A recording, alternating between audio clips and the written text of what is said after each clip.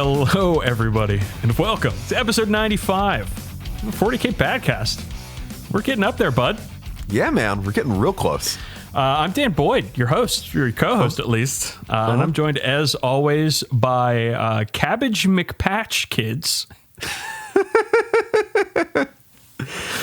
My erstwhile round and squishy co-host. You're not very round. You're actually quite slim. Yeah, I'm not especially squishy either. Actually, my pain tolerance is. But yeah, you know, if one of us were to be considered round on this podcast, it would easily be me. It's like, what if Laurel and Hardy, but the other guy was tall and the other guy was short? Yeah. I put a note here into the intro notes. So we had our most recent Patreon bonus episode go out today, where we talked about cramming and doing things at the last minute. And that was the theme of the episode. But I did notice or note while I was editing it that we have to be careful, Campbell, about talking about airbrushes. Oh, why is that? Because we can't disparage airbrushes too much, or else the airbrush bullies on the internet will fucking get at us. They already do in our inbox from time to time. Yeah, it feels very much kind of like, in a way, like Bitcoin guys, where it's like the moment you mention it, they have like an alert on their phone that goes off, and they're like, oh, I gotta mansplain to these guys what PSI means. It's like there's airbrush bullies. There's also mayonnaise bullies. You know, like people who are really into mayonnaise. I don't think I, Campbell, Bremer, Hibbard, McLaughlin, am white enough to understand what a mayonnaise bully is. There's people who like demand mayonnaise always. And I'm the kind of guy, I think mayonnaise is fine. Like as a condiment, sure, sometimes. As an ingredient, yeah, absolutely, whatever. Yeah. On its own, never. That's disgusting. Just like straight from a jar, or rather open the jar, put in like a big thick silly straw and just go to town with that mayo. Yeah. No, but there's like people out there like mayo evangelists, and every now and then they hear somebody who doesn't like mayo and they fucking jump down their throat about how great mayonnaise is. And it's just like, come the fuck on, guys. This is ridiculous. Anyways, those people are the same people as the airbrush people. Except for the vegan ones. Oh, no, I don't got no problem with vegans. I'm not getting after vegans, but not on this podcast. Even if they're going for vegan mayo? Not on the 40k Badcast, aka the People's Podcast, the Democratic People's Podcast. Okay, enough bullshit. We got to get moving. Let's go into the aspects here, talk about what's on our hobby radar, do some hobby progress. I'll start. Sure. As I usually do. I have finished my first 5 Van Vets, my kit bashed Van Vets. Hell yeah. They look pretty fucking good. I do say so myself. I got to post some pictures on social media, but I'll tell you, it took a while for me to get into this project and get excited about it. But once I hit the highlight stage, I was pretty much there, and things wrapped up pretty quickly. So I'm gonna start work on the second 5 here, and then I'll have 10, which I think is all I'll ever need. And at that point, I am prepared to dominate any of the nerds in my area when we play, because Van Vets are real good right now, though as good as Dark Eldar or Drukhari or whatever, as recent Goonhammer posts have put out there. That's boasting a like 80% win rate right now in tournaments. It's a little bad. I mean, I can probably comment on how Dark Eldar play, or what it's like to play against them, when we get to games played in a few minutes. Oh, I'm very excited for that. So yeah, these Van Vets are done. I'll get some pictures up on social media soon. By the time this comes out, they will have already been up. So go to the Twitters to see that. That's at DB_sleazy if you want to check those out.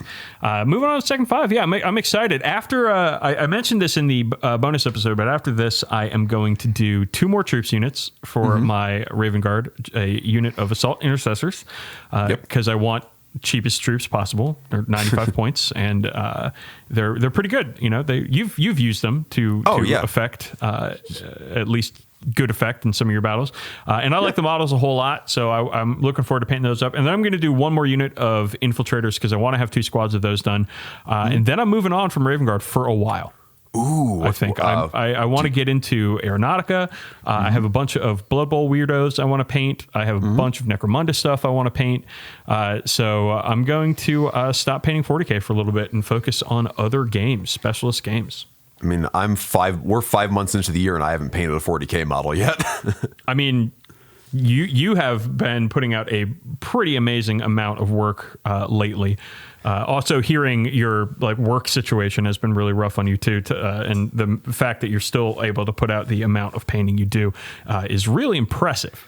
Yeah, so well, I'm excited and a little bit, chagrined to hear what you've got for us this episode. Well, I'm between therapists at the moment, so it's the only way I can relax. So yeah, I started off by finishing up the Dread pageant for Warhammer Underpants Bad Hole. I finished painting them. Now this is the Slaaneshi themed. Yes. Okay, and you painted them in the colors of your Daves to Darkness. Right. The idea I kind of am working towards, it's like an idea I'm half-heartedly pursuing for the time being until, I get a bit more time in my painting schedule. I do want to do some sort of unified army of chaos. I love that idea of got my Daves to Darkness as the undivided guys. I would do then, the Himbos of Slaanesh is the Slaanesh part of it. If they ever come out with plate mail muscle wizards for Arcanites of Tzeentch, I'd love to incorporate them. I like some of the Korn guys. I'm not really big on the Nurgle aesthetic, but I was way big into Korn, middle school.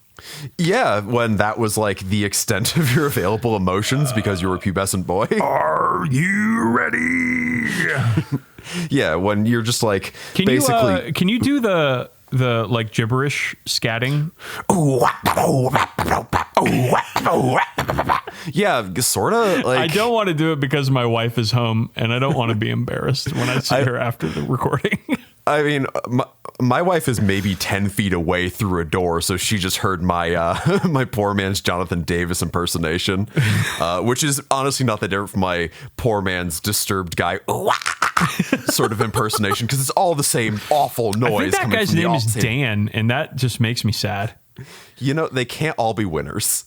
We're going to talk about a good Dan later in the show. I'm talking to a good Dan, or at least a pretty beloved Dan to me right this minute. But there are some Dans. There are some Dans who do not quite stack up. And the Disturbed guy is foremost amongst them.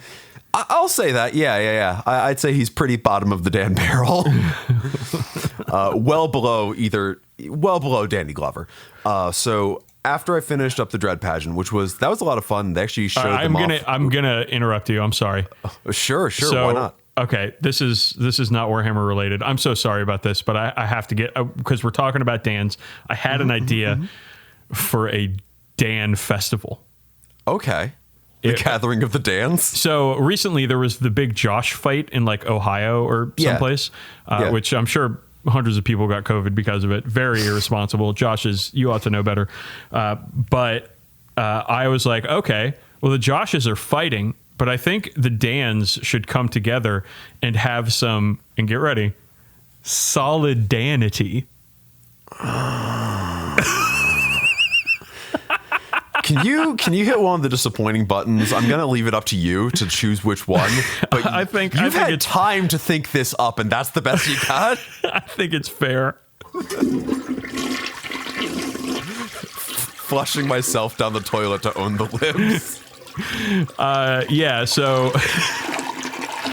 So solidanity would be like a meeting of Dan's and Danielle's. And I would even say Dana's, come on in. The tent's big enough. Yeah, Dan. You could just come and enjoy being amongst your people. Solidanity. What do you think? I think that also sounds like a super spreader event. Well, I'm not going to have it during COVID. All right. Okay. Because I imagine, to really keep things thematic here, instead of being a Josh fight, because as everyone knows, Joshes are just basically two pairs of windmilling fists at all times. A Dan get together would probably be a big barbecue. It'd be a big cookout. Oh, absolutely. There would be some sort of food thing happening. I think it would just be a big cookout. Like find a big park somewhere, Solidanity. I'm just picturing like 3 Dans in a triangle going, I'm thrilled about these ribs. Well, I'm thrilled about this corn. I'm thrilled about these potatoes. You know what I'm thrilled about? These ribs. That's funny. I'm thrilled about these potatoes. Okay, well, just kind of in a recursive thrilled loop. I want to be a part of that. No, that sounds wonderful. I'm pretty down with that. One thing I do know, and I'm sorry for this, but it's your parents' fault. A lot of things are like a confluence of Campbells. It's just never going to happen. Yeah, the problem is Campbell, for whom Campbell tolls, it would be sorry, for whomst Campbell tolls. It would basically be me, one other extremely Scottish guy, and someone else whose name was generated randomly who just happened to get there, kind of in a field or a bog. Would you accept people with the last name Campbell? If I want attendance to be more than 3.5 people, yes, I'd have to. Okay, because I feel like for Solidanity, it's not for people who are like Daniels or Danielsons or all that. That's different. That's not Solidanity. Yeah, unless there's a guy named Daniel Danielson, which I knew a janitor named Pete Peterson. You mean our king? He had his name Pete tattooed in his arm, I guess in case he forgot. I mean, that's branding, my guy. Yeah, it is branding. He was cool. All right, so that's the end of this digression. I apologize to you. Dan-gression. I guess if it was a transgression, if you called it a Dansgression, like I think I would accept that. But I thought Dansgression was when you get mad at strangers in the open. Oh man, I have a story about that. I could tell. I'm not going to because it's going to make me mad. I'll tell you what. Sorry, listeners. Maybe for a later show. Maybe for a bonus episode about stuff that really grinds our gears. Finally. Okay, so you were talking about your hobby progress. Right, I was. Hedonites of Slanesh, Himbos of Slanesh, whatever, the Dread Pageant. They showed them on the Warhammer community stream, which is pretty cool. Chris Peach liked my skin tones, and I'm happy about that. But yeah, beyond that, I've been working on Curse City. I've been really stoked to get on that just because I've changed up my painting techniques so much over the last year or so, going a lot heavier on like volumetric highlights and so on, and a lot more natural textures, and it is just abundant with them. So I'm basically doing like a couple heroes, a couple bad guys, a couple heroes, a couple bad guys. I'm only like 5 models in so far, but I painted Jelson Derek, who's the Witch Hunter, and Quel'Thus the Exile, who's the Wood Elf Lady for the good guys. And I painted the 2 Kasargi Night Guard that I can never remember the names of, which are like the Ogre Bodyguard zombie guys, and Radikar the Wolf for the bad guys. And right this minute, I'm working on Imelda Braskov, who is the plate-mailed sort of Crusader lady. And I am having such a good time with these models. I'm probably spending like 3 days of painting per figure, which obviously will probably speed up when I get to the gangs full of schmucks with the skeletons and so on. Yeah. But I'm having a ton of fun with it. This set is... I don't want to feel like I'm taunting people who can't get it, because I understand it's very hard to get, but it's a good fucking set, y'all. There's a lot of angry people out there about the fact that it's very hard to get. I get why they're mad. Like, when you have this thing being hyped for literal months and it's extremely cool just on its own merits and you can't get it, that's frustrating. Yeah. I don't know. I feel the mixed messaging of it is also not really helpful. I feel like there's there's always going to be a group of people that just want to be mad about stuff. Yeah. And I feel like when GW does make mistakes, like those vocal just want to be mad people, like they go into fucking overdrive. It's like Christmas for them. Oh yeah, no, those people have never gone away. They haven't even changed forms or shapes or anything like that. They've just always been there. Because like if you were the third person in line at the store that only got 2 copies and you wanted one and you didn't get it, I totally get why you're pissed. That does fucking suck. Yeah, like no shit. That's like that blows. That's a real bad feel, and that's kind of what it is like for at least some people. But if you're someone who wasn't going to get it anyway, and you're just like, oh, typical Games Workshop, fucking up the supply chain again. Listen, I know a thing or two about logistics. You don't. Those folks, it's like every time anything like this happens, so many... that was a little bit of Baltimore. Fuck you, Baltimore. So many logistics experts and C-suite level corporate entities show up and start lecturing everybody on the correct ways to run multi-million or even billion-dollar businesses. Yeah, it's like, listen, I've played Factorio for 12 hours. I know how supply chains work. I tried that game. That is a game where it's just too much shit. Yeah, it looks like work, and my eyes just kind of slide off any given screenshot or video of it. It looked like I saw a what do you call it? A trailer for it, and I was like, hey, that looks cool. So I downloaded it and gave it a try. And like 30 minutes in, and I was like, this is too much. Can't do it. See, I played a game. So I uninstall it. Fair. I just played a game that was much more my speed, which is called Turnip Boy Commits Tax Evasion. I'll say no more. Well, we as two people are definitely not doing that this year. No. I'll tell you that much. Jesus. Hoo boy. Okay. Should we get into games played here? Oh, one more thing about your models. I was looking on your Twitter at BrotherSRM if you're interested, listeners. And I got to say, your Jelson Derek is my favorite model that you've painted so far from that group. The color, the vibrant red of his jacket, it is just excellent. I think you really nailed it with the color and the warm palette you were working with. Thank you. Are you considering doing all of the heroes in warm colors and all of the baddies in cool colors? Because you've kind of done that so far. I'm kind of just letting my brush go where it takes me, as shitty, as stupid as that sounds. Like, I'm really just seeing whatever. Basically, I look at the box scheme and go, not that. What can I do that inspires me? So, like, with him, I wanted that, like, classic Empire witch hunter look. With the Wood Elf lady, I can't remember her name, Quel'Thas the Exile. She's got some red in there, not as a main color, but some interesting red highlights. Yeah, just as some like accents in there. I wanted her to be like that very classic, like 5th edition fantasy Wood Elf look. So a lot of like bright greens and yellows. With Imelda Braskoff I'm working on right now, I'm holding the figure. I'm like Warcraft 2 footman, like the plate mail and blue and white, just like Warcraft 2. Dude, I want her to look like that. Okay. With Radikar and his guys, I really wanted to go like, what's a different color than just the red everyone's doing for the vampires and bad guys? And I'm like, you know what? I love Cobblite Green. I never find time to use it. It's a nice, sinister, sort of like ghastly color. I think it's going to look great on these bad guys. And all the bad guys are going to have that green. The heroes, because they're all kind of from different places and different walks of life, I'm just going for whatever inspires me with the model. Okay. Yeah. I love that you're getting inspiration like this and that you're like flexing your color muscles. So I'm excited to see what else you come up with here. Thank you. I mean, it's oops all character models. So if you're not having fun with it, why bother? All right, let's move on. Let's talk about games played. And generally, Campbell, you go first in this segment. All right. I got in a game with my buddy Cody over Tabletop Simulator, 1,500 points of my Ultramarines versus his Dark Eldar. And, as I alluded to earlier, Dark Eldar are real fucking tough, or Drukhari, I guess, as people call them these days. So I took like a pretty mobile list with a lot of Outriders, an ATV, Redemptor, Gladiator, Lancer, and like an Impulsor with some varying flavors of Intercessor, Chaplain. I mean, and a Librarian in there. As much as I hate to say it, Campbell, when you say the words Gladiator, Lancer, the only thing I can think of is, well, there's your problem. You can't see it right now, but I am pulling back the slide on the gun that is firmly pointed at my foot.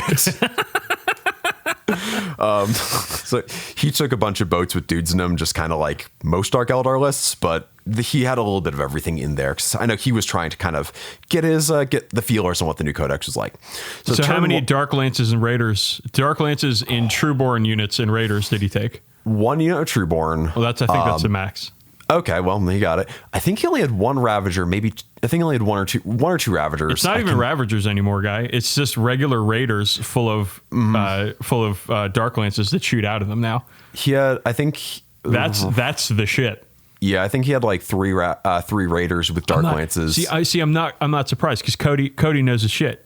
Yeah, he's a canny opponent. You know what you are to Cody? You're the pick me up.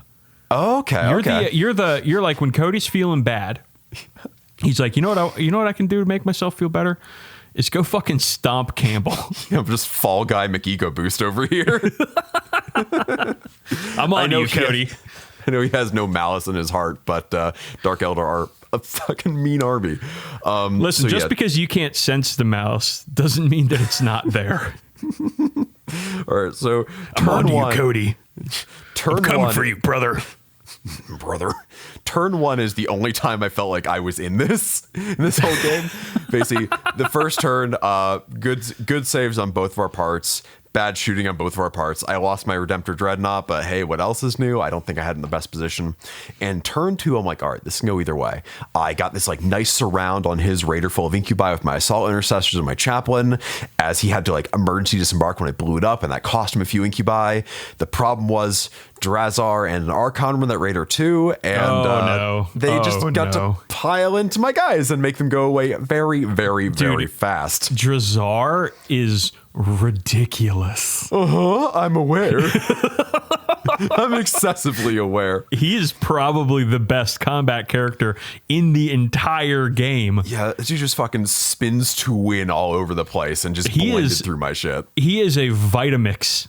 All right. He is a he's a blender with a fucking horsepower figure on the box. Okay. Yeah, it's definitely what happened to my guys is like that bit in Dead Alive where the zombies get caught in the lawnmower. It was like that. It was bad.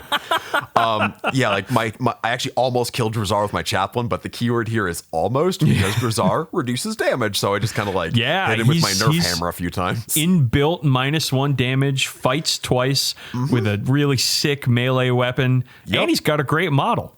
He does have a killer model. He's the whole package, Drazar. Yeah. It's like the Virgin Chaplain in the Chad Drazar. Oh, that's pretty good. That's fun. That's pretty okay. Right. So Cody Cody asked the question, will it blend? And he found out that yes, indeed it will blend. The answer was invariably yes. So I had we did the whole thing. We tried to like play like 9th edition proper with secondary objectives and everything. Oh, thank you. I appreciate that. Oh, I know. I did it all for you. I was just like, you know what, I'm gonna keep it easy, just gonna stick with the secondaries for the Space Marines from their codex. So I had the Codex Warfare secondary objective, which was excessively frustrating. Basically, it says you get a point for killing, like during the Devastator Doctrine, you get a point for killing you with heavy. That one stinks. Yeah. I would. Every time there'd be one wound left on the unit or one model left, I never fucking scored a single point with it. And things started to look perilous in round 2. And here's where things got bad. It would be like I'd roll 12 dice for my bolt rifles, for my Outriders at Witches, and I'd kill one. I took... the Gladiator Lancer, not a great unit. Cool model, not a great unit. Is still allegedly a tank hunter. And Dark Eldar Raiders are allegedly vehicles. So you'd think that maybe it could, you could probably kill one eventually. It took 3 turns. It took 3 fucking turns to kill a Dark Eldar Raider with a Gladiator Lancer. And that's only because I took the dumb missile pod on it. And the Raider took damage from my Impulsor exploding and doing some mortal wounds, which, by the way, that did more damage than anything else in my army. Like, that exploding Impulsor wiped out his Incubi, did a number on his Archon, damaged that Raider that I later blew up, wounded Drazar, didn't quite kill him, and I ended up just doing this like last stand in the middle of the table with my Victrix Honor Guard, my Phobos Librarian, where like I was able to kill his Succubus, but there was a point where he was like, hey, you don't want to pile into my Succubus. She's just going to fight and run away because she can do that. And I think that was the point where I was like, fuck off. You're my friend. Fuck off. I hate this. There's just some nasty stuff in that codex. Like, I wasn't able to do the damage. I wasn't able to make the saves, and he just had good dice, good tactics, good codex, and I got tabled on turn 4, losing 38 to 62, which is, I still put up a fight. Like I made an admirable effort, even if my list and my dice failed me quite a bit. I will say, the library... Campbell, it is the weak man who blames his dice. Have I ever made the assertion that I am a strong man? Have I ever made the notion that I'm anything but the weakest of cowards? Oh, wow. So, yeah, I'd say my kind of parting thoughts here. I took a Phobos Librarian with like the Book of Malkador, so you could get like an extra psychic power. So he was like casting Psychic Fortress and Hallucination. That guy ruled. Like, yeah, that's a strong play. Yeah, I like that. Yeah. I do that in some games too.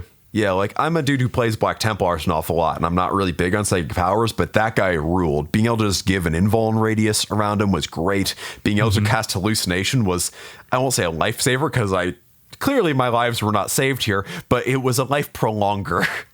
And casting like just a flat -1 to hit on his like Hackatrix Blood Brides or whatever. Yeah. Very useful. Yeah.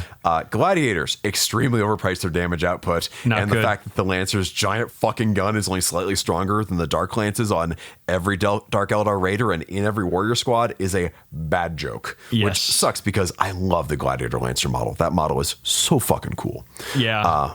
I'd say let me talk about two quick things. So you mentioned the Librarian. yes. So Psychic Fortress, great power.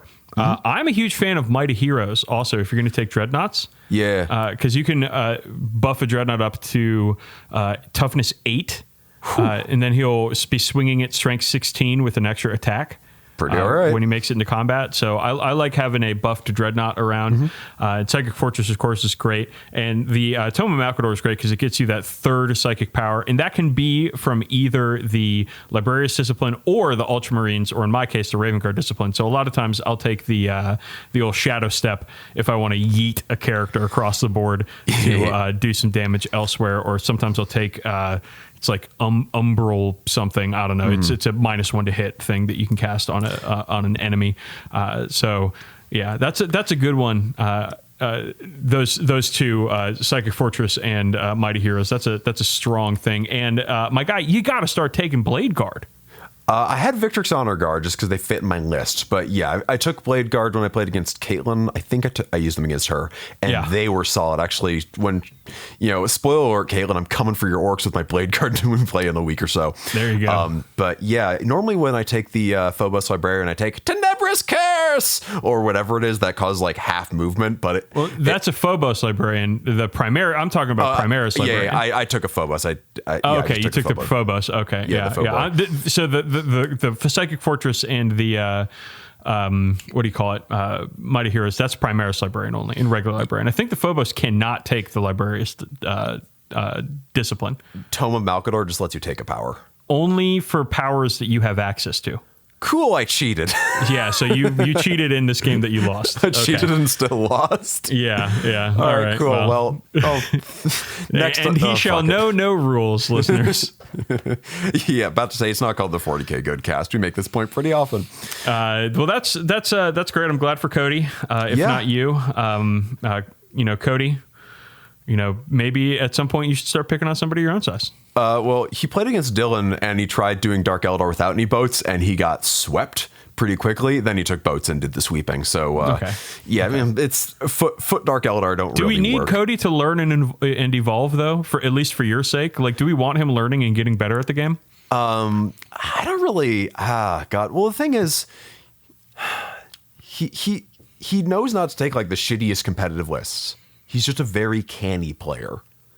And he plays Dark Eldar, who have been very swingy over the editions. But honestly... No, I'm not trying to give Cody shit or anything. I'm just saying... What I'm saying, Campbell, is that I feel like when it comes to you and Cody playing games, we don't need this guy getting any better. That's fair. For your sake, my friend. I'll be honest, though. Playing against me, no one's going to get better. But yeah, so as for actual playing as Dark Eldar, they're the same as ever to me, which is fast, allegedly fragile, but with just reliable enough invulnerable saves to not die when I need them to, and extremely dangerous. And when you think you have an edge, some elf bullshit happens, and you lose. Yeah, that's the playbook. Yep. So maybe next time I'll take guard or something like that. Marines just always have a hard time. Don't take guard. Unless your name is Scott Horace, don't take guard. All right. Unless you plan to, like, when you say take guard, mean mostly custodes and some guard, don't take guard. Don't. Anyway, did you get any games in? I did play some porch hammer. Hell yeah. With my friend Chris, who brought his AdMech. And as is tradition on this show, I'd like to say that Chris is a very nice man, a fine fellow, a good friend. I am better for having known him. And you know what that means, Campbell. He gave up on turn 3. Ooh, not even turn 4. God damn. It was not very close game. Blade Guard, my Blade Guard. He had a pretty good list. He had a couple of the squads of the Cataphren battle servitors. The tracked servitors. Yeah, the Mutoid men. Yes. They put out a lot of damage, but they just can't compete with how durable Blade Guard can be. With the 2-up, 4-up, and then you can pop the transhuman to give them the only wounded on a 4-up, and then you have an apothecary nearby that's just like, oh hey, one just stood back up. Great, that's 3 more wounds you got to kill, fucko. And I managed to pull off a long charge on Call, Belisarius Call, with my Blade Guard, who just chopped him to pieces, and at that point it was over, because Call, he's got this big reroll bubble and is a very good support character, but a lot of the Abmech stuff, especially the battle servitors, because they're all BS 4 up, they rely on the full rerolls that Call gives. So if Call's not around, that army sort of breaks down. So I got rid of Call, and then that was that. Pretty much. He didn't take any of the big crab walking things, laser crabs, which are pretty good. I was hoping to see a couple of those, but he didn't take any. He did take, however, the big robots. The Castellan robots. Yeah. This was a 1,500 point game, so it was on the smaller side, and those things can put out a ton of shots to the point where it's just like, oh hey, is there an intercessor squad in that building? Not anymore. Restoroni and pepperoni intercessors. Yeah, and they can do this thing where they can give up moving for the rest of the game, but they can fire twice every turn. Whew. And that got kind of bad for me on turn 2. Turn 2 was another inflection point, like you're mentioning in your game. And he took out a bunch of my troops with his Castellan robots, but I managed to just take out all of his HQ and most of his breachers with my Blade Guard. And that was, at that point, it was over. He also did a little bit of a misplay with some. He had the Terminex drill. Okay. Yeah. Terminex is a pest control company. Yeah. The termite drill, whatever it's called. And he had a little bit of a misplay there. He brought it in. It didn't. I had a toughness 8 dreadnought because I had mighty heroes on the dreadnought, and that's got like a 5 meltaguns or something on it. And I mean, meltaguns are good and everything, but when you're going up against T8 with a strength 8 weapon, you're hoping for 4s up to wound, right? Right. And no rerolls in this situation because he's got a vehicle on the other side of the board from all his rerolls, and he just rolled poorly on 4-ups to wound, and ended up doing like 3 damage to the dreadnought. And then his electro priests that were inside, they got out and just didn't do anything. Got charged by Shrike and a bunch of stuff, and they got chopped up. So oof. Like once they kill something, they can get like a 3-up invulnerable, but they have to do the kill something first, and they didn't get the chance to do that. So at that point, the game was mostly over. But like I said, Chris is a great guy, and I hope to one day play him again in a game of Warhammer 40,000. And Campbell, I've got great news. Yeah? I have got a Cursed City session set up for this Saturday. Hell yeah. With Alfredo? So yes, with Alfredo and our friend Evan, who you've met and hung out with at Nova. We have got a Cursed City session ready to go. I will be reporting back on that next episode. I am so pumped to play some Cursed City. I'm pumped for you. That rules. Yeah, very Looking forward excited. to hearing what you think of it. All right, let's move on to new stuff. Not a whole lot to talk about this time. Next time, we're going to have a whole Warhammer Fest to talk about, so there'll be plenty of things. So let's just get into it. Yeah. All right, the War Master Titan for AT. It is available. People have bought it and already been painting it, and it's the size of a fucking knight. Campbell, it's a tiny Titan, but it's not actually tiny. Yeah, they've been taking miniatures out of miniatures wargaming for quite some time now. This thing is huge. It's very impressive, a great model, and some of the people that have been painting these things have done incredible jobs with it. I love the model. It's a knight. Yeah. It's a knight. I have this Adeptus Titanicus starting set, and I feel like this model is too big for me to want to paint. I get that. Every time I see people talking about how long it takes to paint Titans and so on, I just think like, I cranked out a whole knight army in 2.5 months. What are you whining about? But I get there's probably some differences in the detail. Yeah. So, but it does look great. It does look cool. Yeah. I know that people have been asking for because War Master was announced months ago. Mm-hmm. And there's one of those Bernie Sanders memes where he says, "I'm once again asking for you to release the War Master Titan." And people have been posting that constantly. So it's out there, and I'm glad that the AT fellas and fellettes and non-binary fells want to use it for their games. Next up, we got Be'lakor, Campbell. Yeah, Bigakor. Whoo boy, this is a great model. It's enormous. It's got incredible detail. It's got some really cool features on it. But good fucking luck, nerds, when you try to move it from point A to point B. Yeah, the hanging chains everywhere are just begging to catch on any given terrain or foam or other models on the table. If you're playing like AOS and you're fighting against against cow elves, and they're probably gonna be dangling off those chains from turn 2 onwards. Certainly, yeah. I'm just glad you're just picking up models and taking them with it.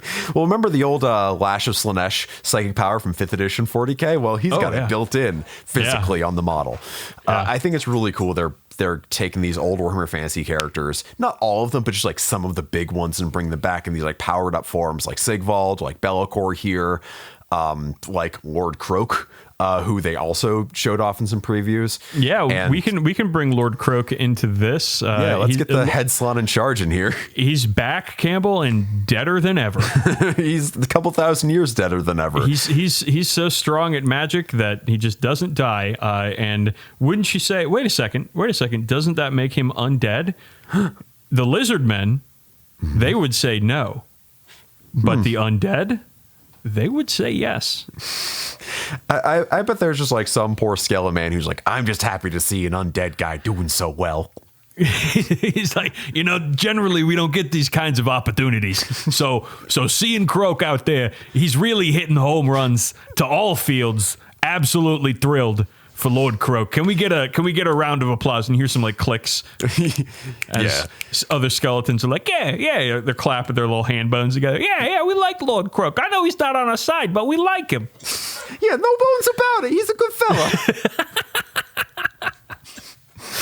It's so stupid. The Croak model is pretty sick, though. Yeah, I mean, in AOS, he was such a good unit that he was probably the one fine cast model regularly still seeing not every tabletop, every tournament list at least with Seraphon in it, just like a hyper reliable wizard. So again, glad he's got a cool model that's kind of fitting his station, much like Be'lakor, much like Sigvald, and yeah, I'm stoked for it.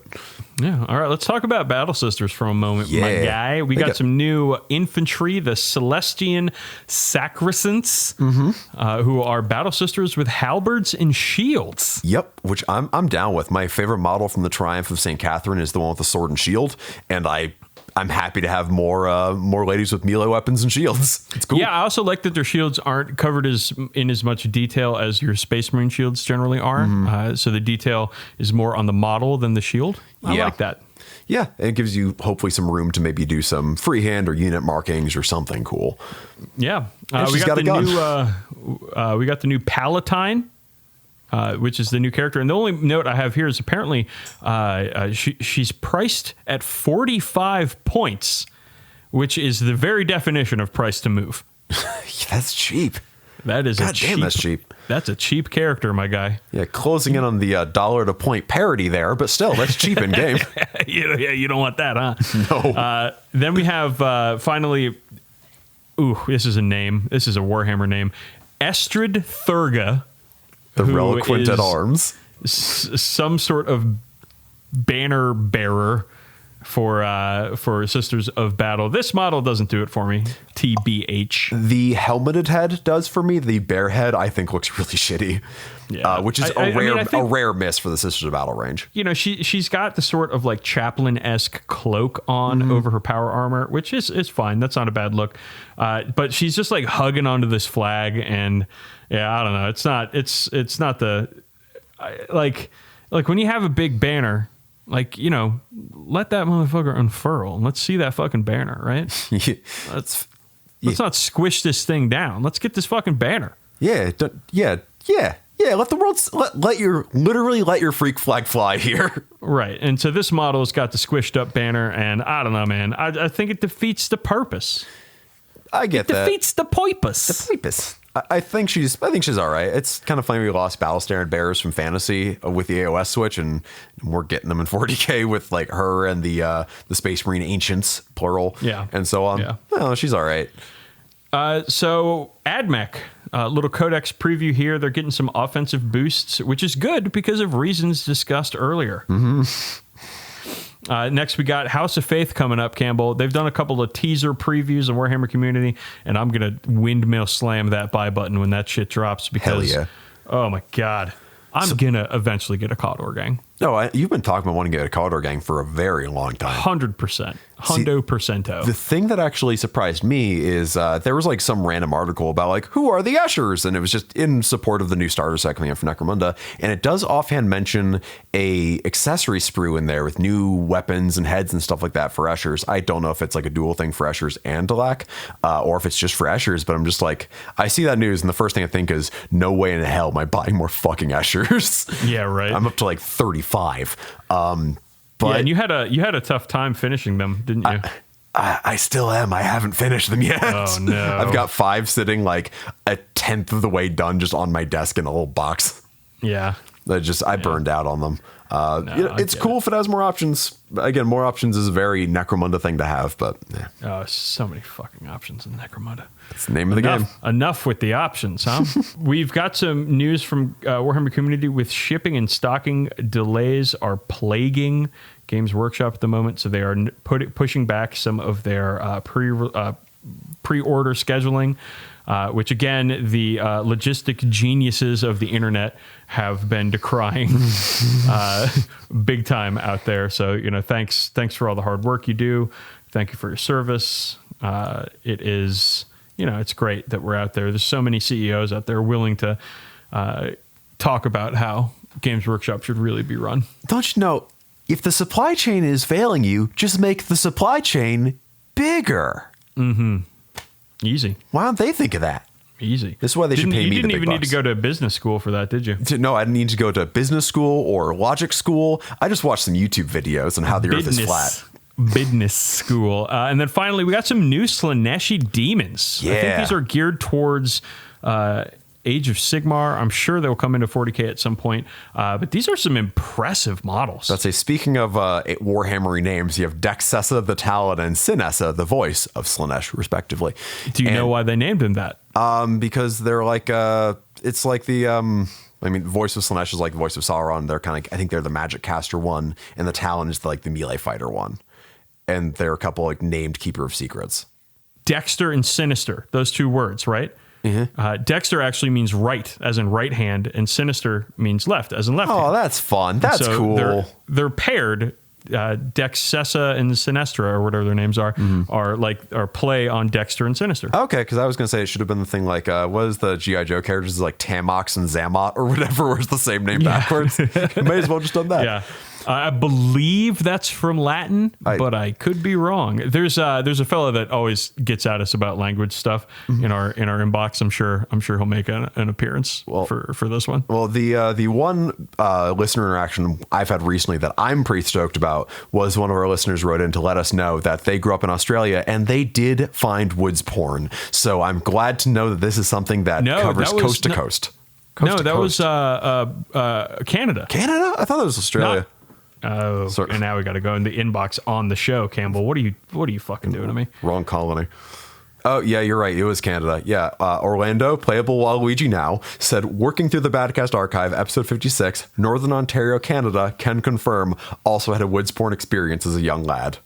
Of course, Northern Ontario, Canada, Australia. The best part of Australia. It's right near Montreal, which is in Spain, as far as I'm aware. All right. Well, that's enough of new stuff. Let's move on to We Make Da Call. Sure. And this one's actually going to tie in a little bit to the last new stuff entry, the Slaaneshi Demons. Mm-hmm. This is from Robert Toynbee via email. And Robert says, to tack on an optional WMDC, it's incorrect. Robert, it's WMDK. Thank you. On the end of this missive, he had a longer email attached to this question. Robert attached a picture of his current project. It's one of the old 90s Keepers of Secrets I picked up for a few quid on eBay. I've built a base to make sure it is the same height as the modern keepers so I can use it on the battlefield. My question is, do you think older models need to be converted to match modern specifications, or can they just be appreciated for their own clunky charm? I mean, you're talking to the guy who has I have an Ultramarines army, one of my many, that is styled to be 1997 heavy metal. So it's all 25 mil bases. All the rhinos are little. The Land Raider, if I ever fucking paint it, is little. Terminators on 25s. I've never gotten a complaint about the army, because they are all still, to use the tournament legal standard or whatever, Games Workshop models. It's official. It's what it is. I think there are some points where it can get a little weird, like if you get the old Rogue Trader Eldar avatar and run that as an avatar, because that is an infantry model as opposed to a monster model. But generally, just fucking roll with it. It doesn't, it's a game. It doesn't super matter, for one. And for two, if anyone does give you shit, it is a legal Games Workshop model. And I assume you're not painting this old Keeper of Secrets model for some assumed bonus effect, when the thing is, you'd benefit from it being on a bigger base. It could melee more dudes. I don't know. It's just whatever, man. It's your hobby. I think that you'd want to make a concession if you're going to go to a lot of tournaments, Robert. But I think for casual play, if somebody complains about the size of a Keeper of Secrets from the 90s when compared to a Keeper of the Secrets now, I think I would, if it was a casual game, I'd just tell them to go fucking kick rocks. Yeah, I would direct them towards the nearest pile of rocks and politely ask them to kick it. No, but for tournament organizers field these questions all the time. Yeah. It is a very common thing that people ask, when it comes to counts as models or using older models, and they have, they will just tell you what you need to do. I took Shrike off of his jersey wall because I don't like it, and I've decided if anybody complains about that, I'll just pop Shrike on a dice cube. Yeah, and just play him like that, so he's the correct height. I don't mind. It's not a big deal. I personally, it wouldn't offend me. Obviously, wouldn't offend you, Campbell. But if you're going to go to the tournament, just clear it with your tournament organizer beforehand. Yeah, I think that's very fair. And if the tournament organizer says actually we want it this way or whatever, it's their tournament. It's their right to kind of dictate what those standards are, and that's okay. Yeah. All right, let's move on to our first segment of the show. No stupid sandwich this time, gang. We're actually having a couple of maybe not serious topics to talk about, but just hobby segments and stuff. Yeah, so on topic stuff. This one is about terrain. How has our terrain game changed over the years? Mm-hmm. So this is an interesting question because for a long time, terrain was kind of gated. There wasn't any real available Games Workshop kits for terrain. Mm-hmm. And I'm thinking back to the early thousands here. Yeah. When I started playing Warhammer the most. Most of the terrain was scratch built using foam or plasticard or popsicle sticks or what have you. If you didn't have the time or resources to do that, or you didn't know a good game store that had a good clutch of terrain, you were kind of playing with books and soda bottles. Yeah. Well, I was reading an old White Dwarf from when they launched the Plastic Cities of Death buildings in 2006, I think. And it and that's kind of what brought this up to me. And yeah, it's very easy to forget how easy it is to make a decent board now, because there's just so many fucking options out there compared to when we got into the hobby. Not everything was better when you were younger, old man.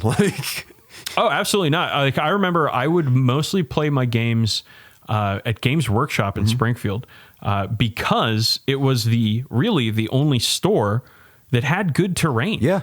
Well, because the guys that worked there spent a lot of time making good terrain out of the few kits that Games Workshop had put out at that time, and then doing a lot of scratch building and kit bashing between I remember they set up this big defense platform with a Hydra a old Forge World Hydra turret on top of it that I like to use a whole lot in games.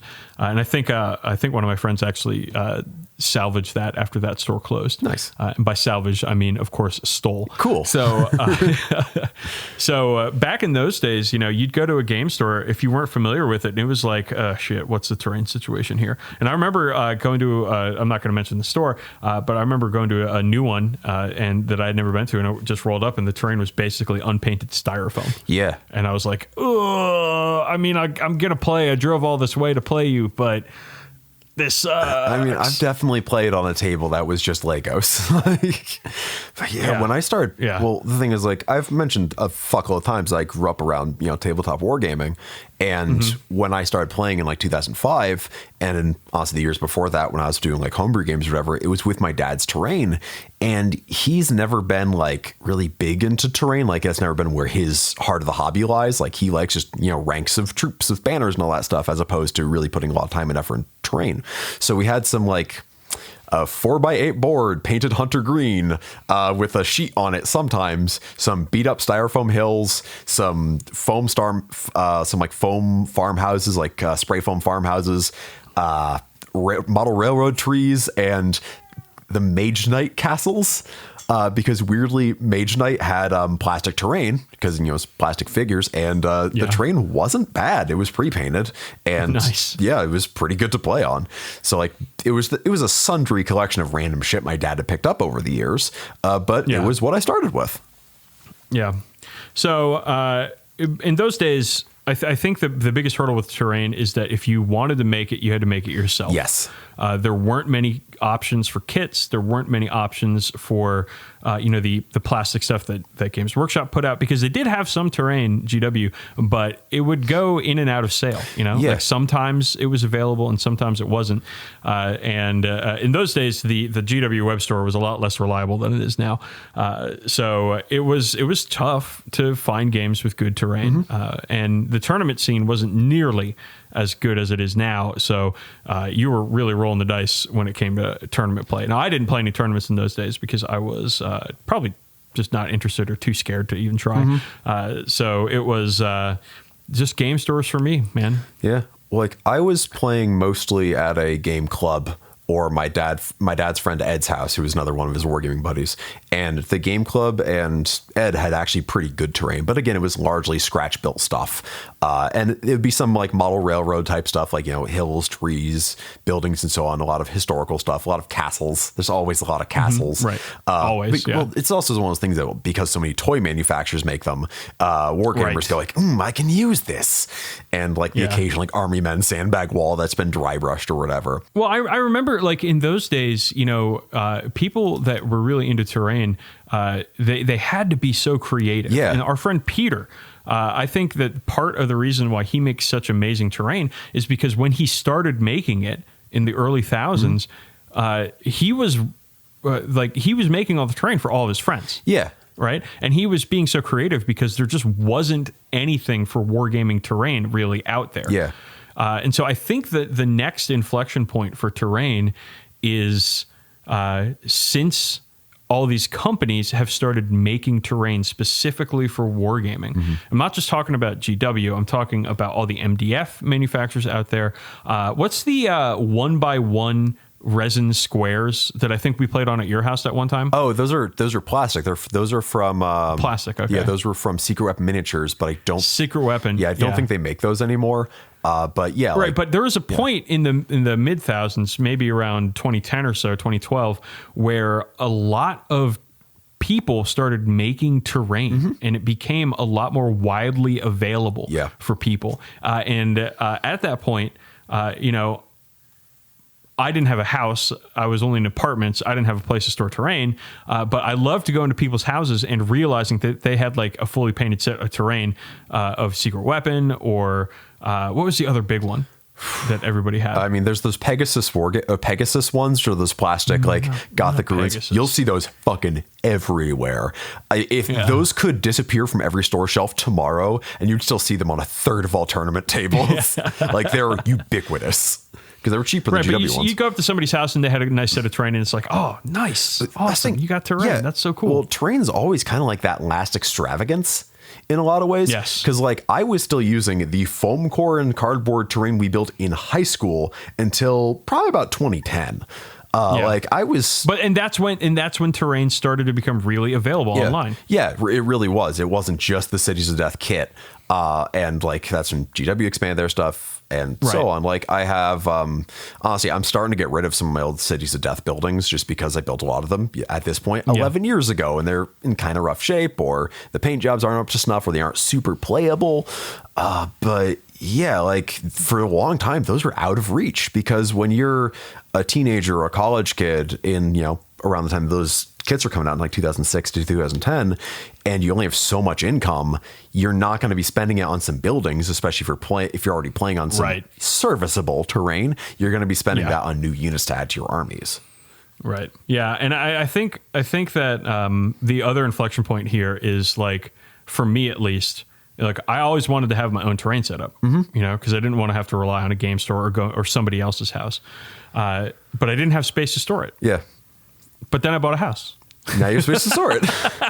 Right. And now I have a full set of terrain. God, like I used to have to go all the way like down to my basement to pull up these little bins of terrain that was just kind of piled on top of each other when like stuff would break all the time. But now I've got a big closet in this room where I keep all my terrain. It's great. I have wire shelving. The terrain's just out. It's ready to be deployed on a table at a moment's notice. It's fantastic. Numi, my cat, is staring at me right now, glaring at me actually, because she knows how fluffy she'd get every fucking one of those spiky buildings I have. Numi has one hell of a glare too. She has a death glare. That cat does not fuck around. No, she is my bound demon, and I fear her and respect her. So I think like with the terrain game, at least my terrain game changing, it has like kind of changed with the economic circumstances of my life almost, you know, like early thousands, I have no money because I'm, you know, just out of college, don't have a good paying job. So I don't have anything. I'm relying on other people. I'm relying on game stores. Later, I might have a better job, might have some more spending money, but I don't have space to store any terrain because I'm living in apartments or something. And then now I have a house. I finally have space, and boom, I immediately have a guy paint a bunch of terrain. Yeah. Well, that's the thing. You're not getting more time. And I think that is the case for a lot of people, you know, because like you can't, if you don't have a place to put things, you can't buy them. Right. I mean, people do and make do with what they got. But like, I mean, how many times have you seen pictures of somebody's got a fucking motorcycle in their living room? Oh, like, yeah. Well, I probably see that more because I'm on motorcycle forums and shit. Yeah, but Let me tell you, a normal thing for most of us to see. But yeah, that sounds like some real male living spaces sort of energy. Oh no, yeah, it's 100% single dudes. Yeah, like my. If I brought my motorcycle inside, I don't think Danielle would be thrilled about that, Campbell. Probably not, especially if you try to bye birdie your way throughout your house on that thing. Oh, we're like, what's his name from what's that movie? Animal House. Yeah. See, for me, my reach pretty much always exceeded my grasp. If I was doing donuts in the den, would they be den nuts? Man, yeah. Oh, you're really on a roll today, Dan. They'd be Dan nuts. There you are. Thank you. Third time's the charm. But my reach has always exceeded my grasp with this sort of shit. Like in 2010, I was still like living in an apartment with a couple other dudes, and I worked for the Complete Strategist at PAX East, and I was so excited for the idea of getting to play at my house that I bought a Realm of Battle game board with basically most of the money I earned from working for PAX, working for the Complete Strategist at PAX, and for years I still play on that game board. Like it's still a perfectly good game board, but like I'd lay it out on my bed and be like, come on into my room and we can play games on my bed. This isn't weird. I'm glad we're already good friends. Oh my God. That's like Unabomber levels of weird. Yeah, no, I wasn't inviting like strangers over, but it's still a weird I mean, it was thing. Pretty strange situation. This is very true. And like I built up like a decent terrain collection from there, but it was very much like, is there a bit of space in my room that is not taken up with something? Okay, now it's got some hams in it. Now it's got some fucking Campbell offering to play some bed hammer over here. A little bit of Yeah, man. Who's amongst us hasn't had a little Talk tabletop about- gaming in the bedroom? Talk about the movement phase. Oh no, I failed my morale test again.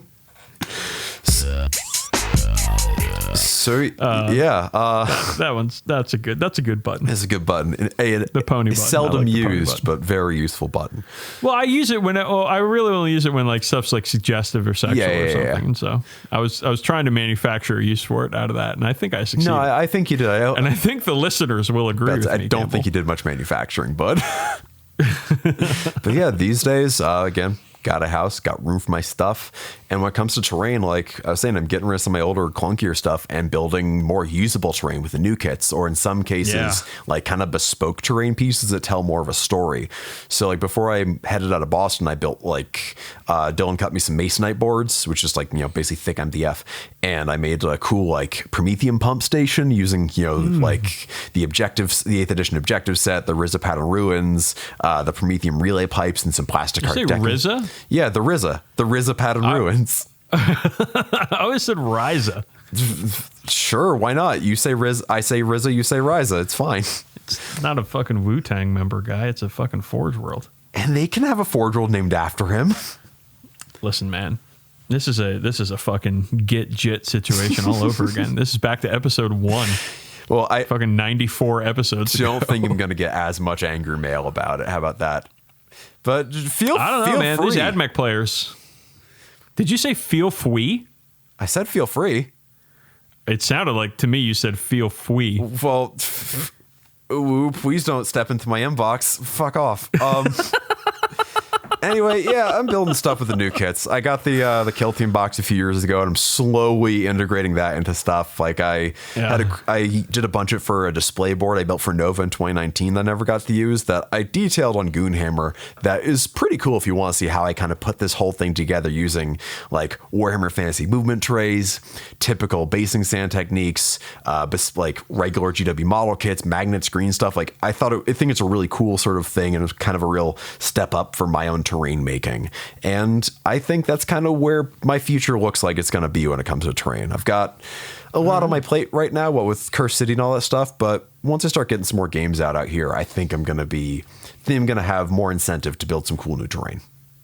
Yeah, I think my next terrain journey is going to be building more industrial type terrain so I can do full table Necromunda games. Hell yeah. At my house, just with stuff I have. The hurdle, of course, is painting for me. I'm never going to want to paint terrain. So I just need to find somebody who will help me out by painting all that stuff. Because the guy that painted the terrain, he did a great job. But Scott Horace and I, we drove him away from painting terrain with the size of our orders that we bought. Because you had him paint 2 tables? More like 3.5. So yeah, he doesn't paint terrain anymore. Can't blame him. Can't blame him. All right, well, let's move on. All right. All right, so this next segment we're going to talk about Black Library authors, and specifically our 2 favorites. And this is, at least in my case, just pretty much a love letter to my favorite author. And I'll go first if you don't mind. Sure. Dan Abnett, gang. He is, the other good in Dan. my opinion, Solidanity, right? Oh, I love Solidanity. If anybody steals my idea, I am going to be quite upset. Understandable. All right? I came up with it. It's mine.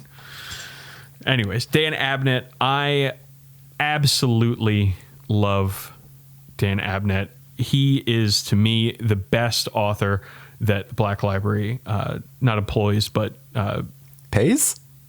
Sure, whatever. Utilizes? He's the best Black Library author in my mind. He has done just so much absolutely integral world building in 40k that stuff from his books makes it into the game more than anything else, or anyone else, I should say. Yeah.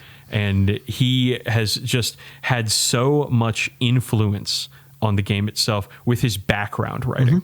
And I am absolutely in love with it. So let's talk a little bit about first books here, where to start with Dan Abnett. And it's easily, it's Gaunt's Ghosts is what I'm going to suggest, and is what I read first. And I read them out of order because I had no idea at this point when I started reading them, the internet was not nearly as good as it is now.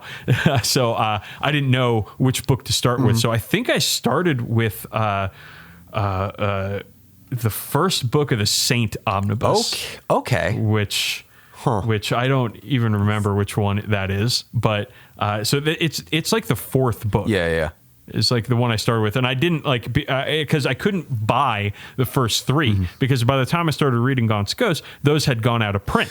And so I had to wait for the omnibus of the Founding to come out so I could read the first three books. Because this was before Black Library was doing any ebooks, or they were only doing ebooks on iTunes, and I didn't have iTunes. And it was back when they weren't just continuously printing Black Library stuff. Yeah, it's... So... nowadays, I mean, Black Library stuff, you can just buy it. Everything's in print all the time because they have a much better printing logistics arm of their business now. But in those days, that wasn't the case, and you couldn't get everything all the time. So I started reading Gaunt's Ghost out of order. So spoiler alert, I'm gonna this is for at this point, almost 20-year-old book at this point. So if you're mad, sorry, not sorry, kind of deal.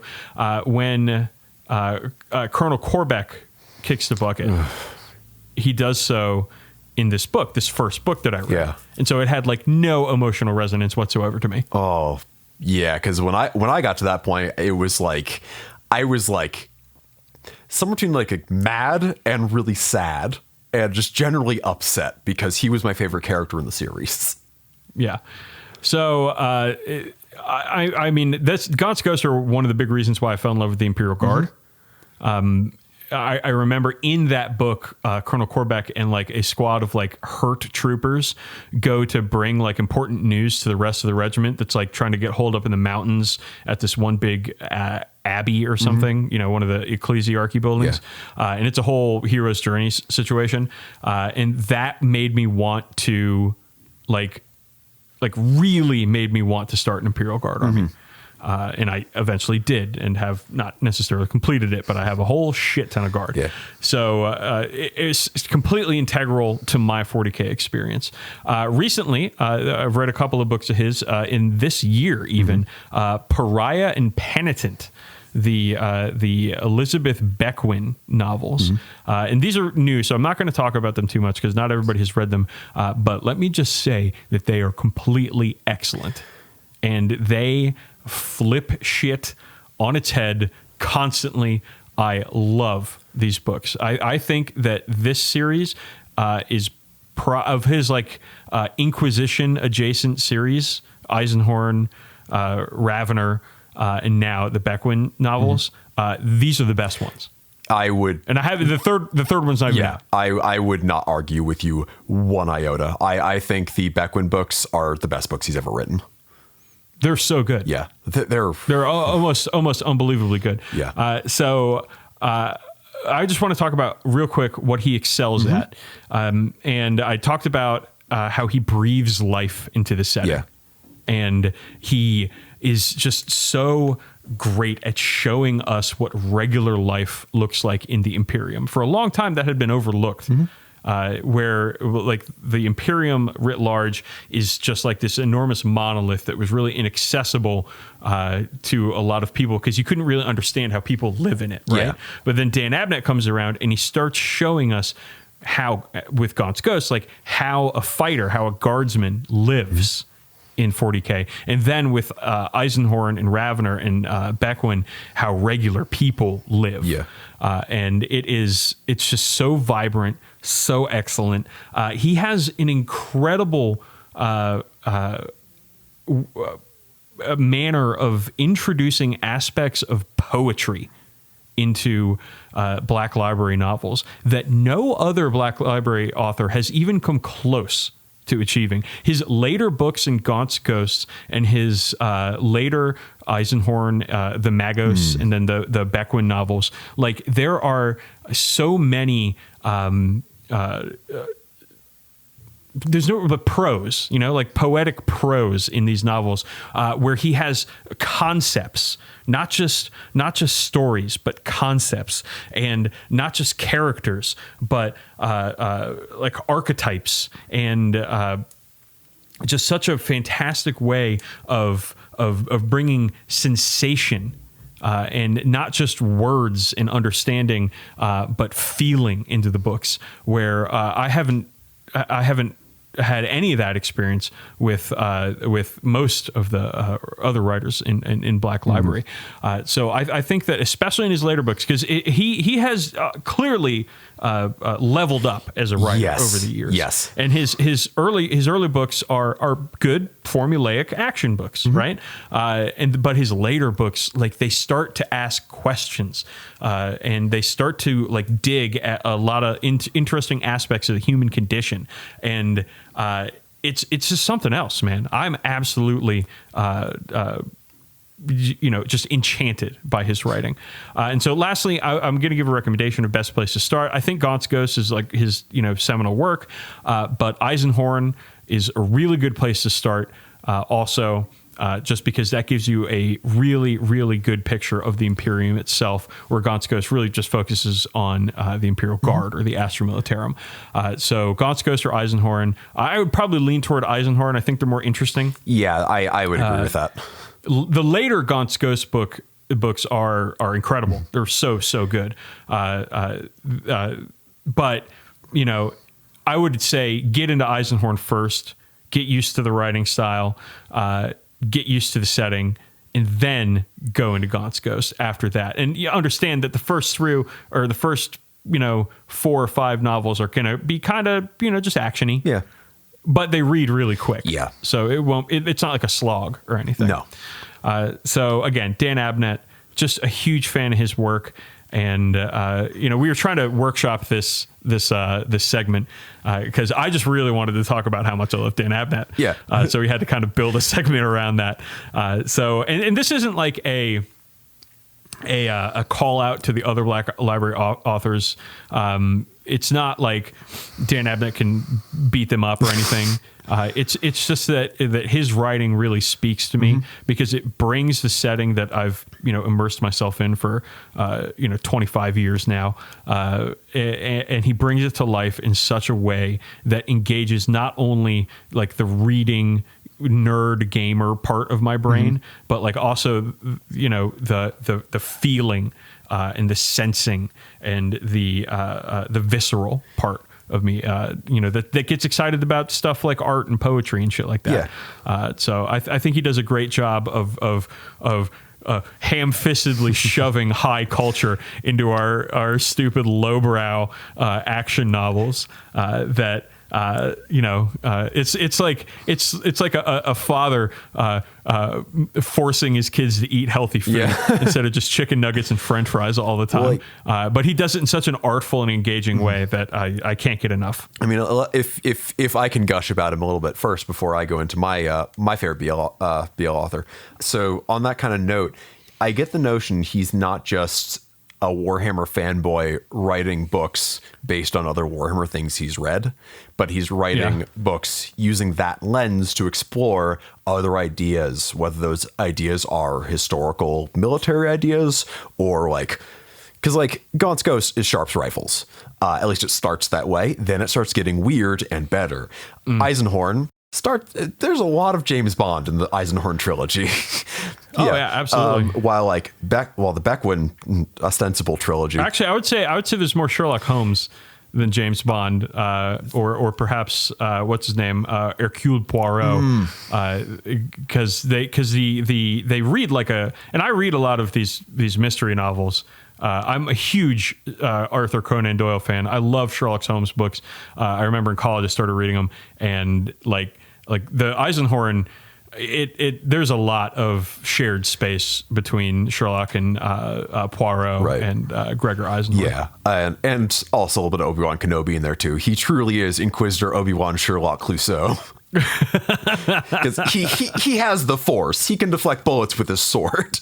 But still, the third book, especially when he's on a train, I'm very much like, this feels kind of like I think it's From Russia with Love or You Only Live Twice or whatever. No, it's Murder on the Orient Express. Yeah, which is a Poirot. Right. A lot of good train-based mysteries. All right. Listen, man, trains are great. Trains are great. I don't know what you got against fucking trains. I got nothing against trains. I love trains. You hate trains constantly. Since You're constantly when hating have on I trains. hated trains? Every episode. I would say every episode you say at least once, Dan, I hate these trains. I hate these fucking trains so much. And I have to tell you, Campbell, trains are good. Trains are way better than cars. I'm not a fan of these means of mass conveyance. I want to murder our planet faster. But yeah, like Dan Abnett does a great job of not just kind of bringing in other literary ideas, other historical ideas, but also building momentum, because any given Gaunt's Ghost book is good. Even the weakest of them is still like a fun read, while the strongest of them are better. But when you have like you said, when Corbeck died, you're like, who's this guy? But when you've read all the books before that, you're like, ah, fuck. And when, you know, you have like the Beckwin books, which are incredible. They are the best books he's ever written. And I'd say probably the best books in the Black Library sort of sphere. Even if I did not like the first Ravener book and I liked 2 and 3 a lot more, the Ravener books, the Eisenhorn books, the Magos, which is a great fucking book, are they all make the Beckwin books that much better. And he does a very good job at building on things like that. Yeah, knowing the whole story is very, very important in those cases. And I think part of that is like he is really good at zooming out, you know, and looking at a story not just as like fitting in the page of a novel, but looking at a story of like how multiple novels can fit together to make the story.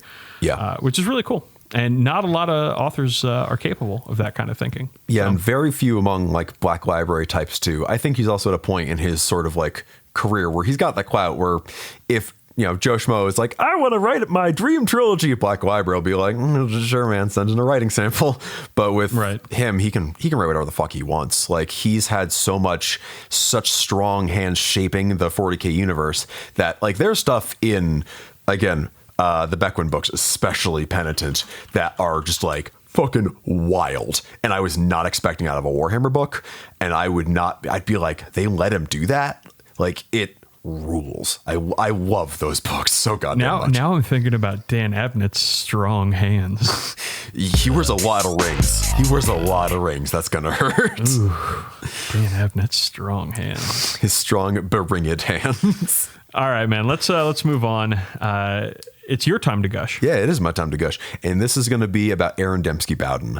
The first ADB. Yes, much easier to spell. I've got a little bit of solidarity with Dan Abnett, naturally. But, my initials are DB. And ADB, he's got DB in his name, too. And Dan, some might say that you are a DB. Ooh. Think I'm feeling the love, my guy. Yeah, you're feeling those first 4 letters of the alphabet, love. So hey, listen, man, you only need 4. I don't know. The rest of y'all, get out of here. Yeah. What do you got? Okay, 13 letters, 14? How many letters in the alphabet? 15? Like fuck that. 12? Who fucking? No one knows. No one can count that high. No. All right. So the first book of ADB's I read was his first book for Black Library, which was Cadian Blood. We talked about it. It's a good one. It's a good one. Like, we talked about in episode 10, and it left an impression on me even at the time. As like, I just kind of read the book and I was like, okay, this dude is someone to watch. Because I remember it was hyped because also like at the time zombies were pretty big, and it's a book about a big Nurgle zombie plague. But beyond, and that's why I picked it up, because I was really into zombies and horror movies at the time. And reading that book, I felt he got the grit of the setting right, and he did a great job using language and repeated phrases to really drive home the character of a person or group, which is something that he does in literally all of his books.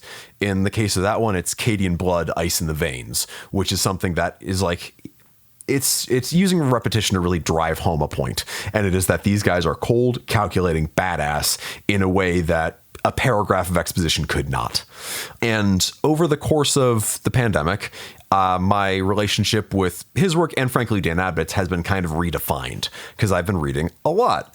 And that's gone from me reading my comfort food of like books I previously have read and love, in which case I would say like ADB's Night Lords trilogy, which I'd say are a little too grimdark, almost like almost too edgy for their own good. But also at the time, it was very novel to have a book where the Chaos dudes aren't just mustache twirling bad guys. They're really despicable scumbags, and they love it. They hate it and they love it and they laugh about it. And that was really compelling to me because Chaos, especially at the time, was not written very much or very well. And I learned to absolutely love reading about these despicable weirdos. And then after that, I got to read Spear of the Emperor, which was kind of the book that was one of those, like, I'm saving this for a rainy day. And well, 2020 was a hell of a rainy day.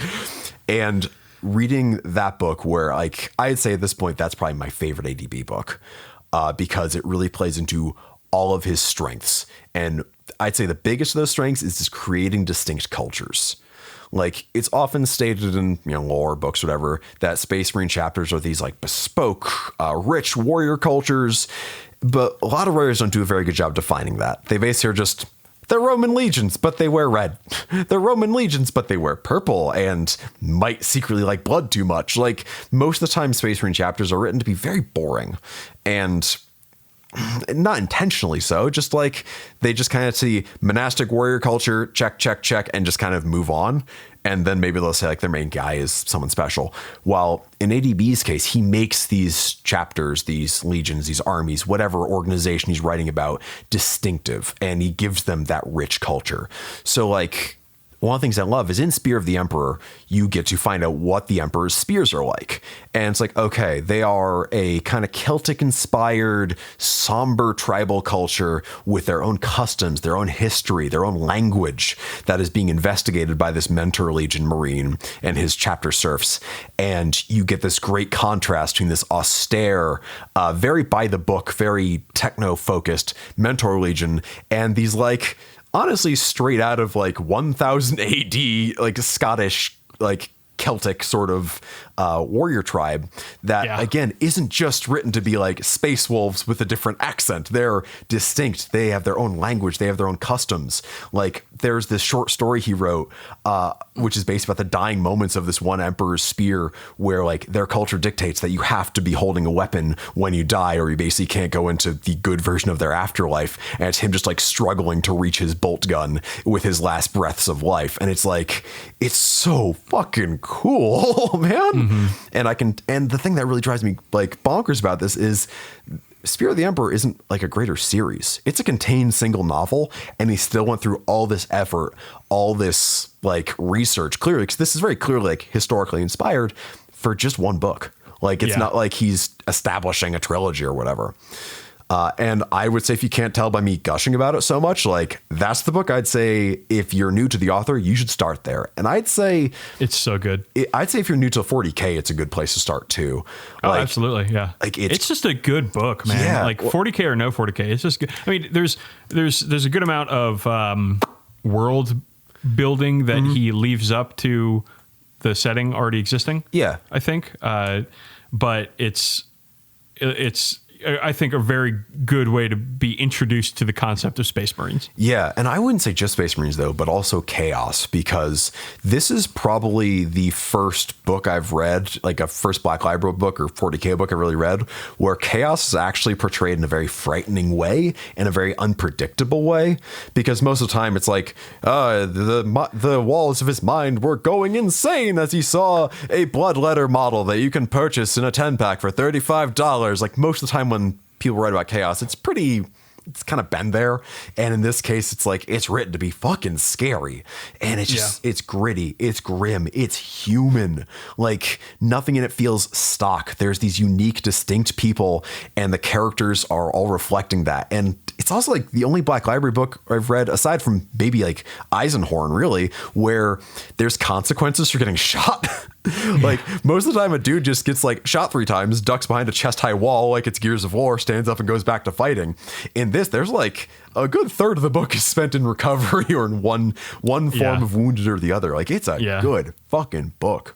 Yeah, they get fucked up, the characters. Yeah, and it's good, man. It's good. Yeah, I think that Aaron Dembski-Bowden, his character work is pretty much unparalleled. Yeah, and including Dan Abnett. I think I'm not trying to get negative here, and I really don't want to make this into a competition or anything. I do think, however, when it comes to characters, ADB he has the ability to make characters so understandable and so relatable. Yeah, that it's unsurpassed. Absolutely. Also, he tries to fit a Transformers reference into most of his books. I don't know much about Transformers, so that's more of a you thing, my guy. One of the Night Lords dudes does say, "This is bad comedy." Oh yeah. Yeah, it's like all right, I can see your fucking nerd shit there, man. I mean, I liked the 86 animated Transformer film. Yeah, I remember that. We've That referenced was it good. multiple times. Yeah, that's a good one. Maybe I should get a Transformers button. I know we'd never use it. We'd never use it. I guess he'd press it if we can't There's some come up with good a better music in that 86 film. I hope You got the touch. You know that one? You should know that the advertisements for that film billed it as a quote rock and roll adventure. And it very much is. All right, guys. Well, we want to hear from you when it comes to your favorite Black Library authors or books and stuff. Contact at 40kbadcast.com. Tell us what you think. Tell us what you think about what we said. I mean, come on. Yeah. You listen to the show. Give us some feedback. Why don't you? Yeah. Fucking freeloaders. Suck it, listeners. Okay, let's move on to fact or fan fiction, where instead of talking about our favorite authors, we are talking about poop from a butt. Well, I'm putting a fun spin on this one again. A fun spin. Yeah, a fun spin. Yeah, fun Is spin. that anything like a meat spin? No, because when I read fan fiction like that, you get uncomfortable. It's true. I just don't like hearing your voice say those words. You don't like me saying sumptuous nouns? That's okay. I get it. No, I don't want the word sumptuous. I just don't like. I just don't like it when you're talking about like, you know. It feels like my little brother talking about that shit. I don't want to deal with that. That's fair. That's very fair. No, what I'm doing today is something we've done a couple times. It is where I pick 3 songs. Oh yes. And one of these 3 songs, well, let me wind it back a second. I'm going to read some lyrics from 3 different songs. One of them is a song that was on a record published by Games Workshop Records in the 80s/early 90s. And 2 of them just sound a lot like they're about Warhammer. Oh, this is my favorite game. Okay, so you'll take your guess, and I will, I'll read the lyrics, then you'll take your guess, or else that's not really You got to much read all 3. This is true. And then I got to guess at the end. Correct. So here we go. I am the Carrion Lord. Bow to me and give me my praise. Sacrifice the blood of 1,000 souls. Only then your life I will save. This one sounds familiar. All right, next one. You heard about me in the frontier wars. Psionic menace carrying alien spores. A living legend in the asteroid mines. Avoiding tariffs and imperial fines. Ooh. Okay. And last but not least. I can brave the cold alone. I'm sleeping on the ground. I hate your golden throne, but want it for my own. Ooh. Ooh, Golden Throne in there. All right. Mm-hmm. Okay. Okay. All right. I don't think it's 2 or 3 because tariffs, like tariffs. Nobody in fucking Warhammer talks about tariffs. There's more important shit to talk about, like exploding heads with grenades. There's tithes. Tithes are a form of tariff. No. A tithe is not the same as a tariff. I don't have to get into this with you. All right? You can fucking Google this yourself.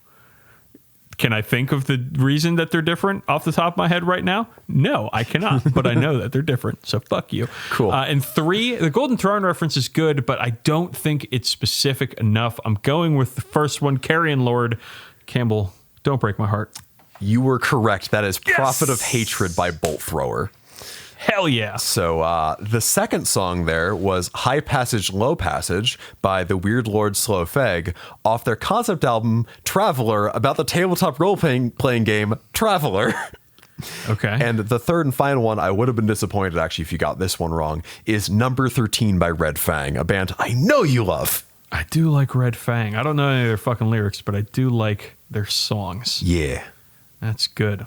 All right, that was fun, man. I love it when we do that game. No, it's fun. It means I don't need to bleach my brain quite as badly as I do on the average week. Well, gang, that's going to do it for us. Let's do some plugs and we'll get the hell out of here. Hell yeah. Why don't you, we talked about the email. Yeah. Why don't you send us an email, contact at 40kbadcast.com. Best way to talk to us, best way to get your questions on the show. We read the emails. I get push notifications to the phone. I've been responding to a lot of emails lately. You have engaging been. with listeners. I love it, man. I love it so much. Another way to engage with us directly is through social media. Twitter, I'm at brother. Wait, no, you are at brother. I'm at SRM. brother SRM. You are at DB_sleazy. Thank you. Yeah, and we tweet about stuff. You'll see some pictures of models. That's really the best thing we do up there. Yeah. But Campbell, you are on Tumblr at Cam2D. We also have a Facebook page, facebook.com/40k Badcast. I'm not on Facebook, but Campbell is, so you can go interact with him and talk shit about me behind my back, which I know that you cowardly listeners love to do. And I do share it at Dan anyway, so it's behind his back until it's in front of his back, in which case he goes, why do you get all the nice fan mail? He gets all the nice fan mail. I never get anything. You guys are so mean to me. Heel and face, it's how it goes. Send me mean fan mail, why don't you?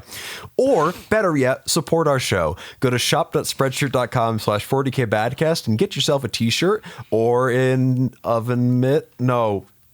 April mitt. No. Grilling apron. Fucking A, I'm on one. Or get stickers and stick them on stuff and do a cool crime. But only cool crimes with those stickers. They're not for uncool crimes. And I'll leave it to you to litigate that, listener. And you can also support us by going to patreon.com/40k Badcast. We just put out our 35th bonus episode like 2 hours ago. So go check that out. Why don't you?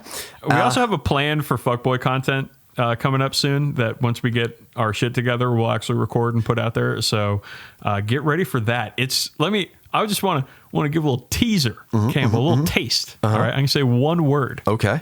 Spicy. Let me say one word. Blast. Last but certainly least, or Bleast, we do write for a website called Goonhammer. So check that out. Dan writes Necro Monday every fucking week, and he's just goes through a Herculean effort of writing things for that. I have been literally killing myself. You have every Sunday, just completely destroying my brain trying to figure out. I've been doing this module for Necromunda called the Lost Zone. It's cool. With the idea to kind of slow down the power creep of Necromunda right now, because like it's wild. I harken back to the good old days of when Necromunda was more about like gangs barely surviving in the outskirts of the Underhive instead of the way everything works out now, where the gangs get super powerful, super quick with like exotic weaponry out the wazoo. So I've been working very hard on this for the past bajillion weeks, and I'm getting to the end. I wrote some flavor text for it. So, if you see unuseful information in there, I might have had a hand in it. Yeah, you participate in the content roundup or the painting, the hobby roundup that goes off twice a month. Yes, over at Goonhammer. Goonhammer it's just a good resource, gang. Yeah. Like, there's so many fun things to read about. Like, we're talking about Dark Eldar and how powerful they are right now. Like, there's like stats and graphs and shit that talk about that. Like, I've never been more engaged with competitive Warhammer than I have since starting reading Goonhammer, and I'm not much of a competitive player, but it's so easy to pay attention to this kind of stuff through Goonhammer because the writers over there, they make it easy. And I mean, like, a lot of my friends work on Goonhammer, like a lot of my good friends, and it is a wonderful community of like-minded hobbyists. And if you haven't checked it out yet, we fully suggest that you go. Yeah, and also if you do see anything you like that I've been painting recently for Curse City and so on, keep an eye out there. There's going to be some painting tutorials going up on Goonhammer sometime soonishly, where I'll be detailing how to do all the cool stuff I've been doing. I've been having a ton of fun, and I'm looking forward to sharing that information with the world. Cannot wait. All right, Campbell, let's do it. We usually end the show on a quote where we, something poignant. Not pungent, but poignant. Similar words, different meanings. Fair. That is true. Clear your throat a little more, why don't you? Hold on a second. Oh, you son of a bitch. You piece of shit. I hate your guts. It is the bitter tears that the gods weep that bind us to their hearts. I'm going to pull out like all that awful shit, snippets of words from this episode, and I'm gonna make you say stupid shit. You're gonna YouTube poop me? I'm going to Homer Simpson your ass. Oh no. Yeah. And with that, listeners, it's the last time you ever heard from Camel. Hope she made lots of spaghetti. I'm just kidding. I'm just kidding. I love you. It's great. And listeners, guess what? I love you too. Aw. I love you too, Dan. Listeners, I love all of you except for you, Glenn. Oh, fucking Glenn. Fucking classic Glenn. Fuck this guy. Get out of here. Get this Glenn out of here. We're bad at 40k. You can too. And everybody except Glenn. We'll see you in the next cartoon.